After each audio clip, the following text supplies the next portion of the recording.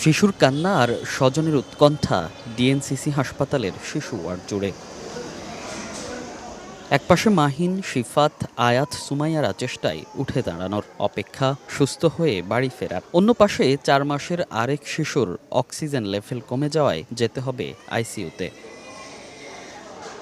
এমন অবস্থায় অভিভাবকদের শঙ্কা বাড়ছে নতুন নতুন জটিলতা নিয়ে। টিকা নেয়ার পরপরই আক্রান্ত হচ্ছে অনেকে। আগে তো একটু জ্বর কমছে আর কি, ভালোই, কিন্তু কাশিটা বেশি। টিকা পেয়েছে, তারপর থেকে জ্বর র্যাশ শুরু হয়েছে। আগের থেকে মোটামুটি ভালো। জ্বর ছিল আমার বাবুর, তারপরে মিটফুটে গেছি, ওইখান থেকে এখানে পাঠাইছে। পাঠানোর পর ডাক্তার দেখলো, দেখার পরে বলতেছে কোনো সমস্যা নাই, ওষুধ লিখে দিছে। খাওয়ানোর পর যদি র্যাশ হয় তাহলে নিয়ে আসবেন। খাওয়ানোর একদিন পরে র্যাশ হয়েছে, নিয়ে আসার পরে ভর্তি রাখছে। চিকিৎসকেরা বলছেন কোনো টিকাই শতভাগ কার্যকর নয়, তাই টিকা নেয়ার পরও সচেতন থাকতে হবে।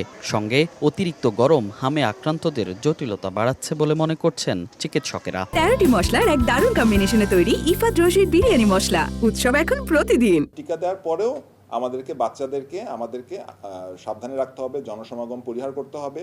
এর মধ্যে যদি জ্বর আসে তার সাথে সাথে ওই বাচ্চাকে আইসোলেট করে ফেলতে হবে। কোনো পরিবারে একজন হামে আক্রান্ত হলে কিংবা জ্বর হলে সঙ্গে সঙ্গে আইসোলেশনে রাখার পরামর্শ চিকিৎসকদের।